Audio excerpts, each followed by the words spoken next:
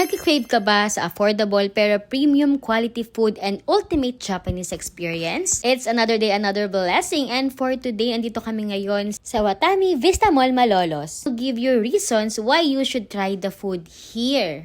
Sabi ko nga kanina, affordable but premium quality food. So they have Teishoku na for as low as 395, you will enjoy a complete Japanese meal set.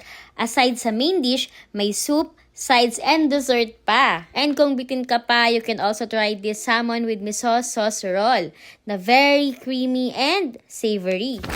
And this tempura, sobrang crispy, hindi oily, sobrang light lang ng butter, and sobrang panalo.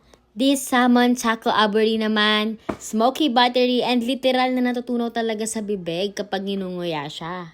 And ito naman yung favorite ni Chris, ang sashimi. Fresh na fresh siya, makapal yung hiwa, and sobrang quality talaga ng meat. And to finish it strong, itong matcha cheesecake naman.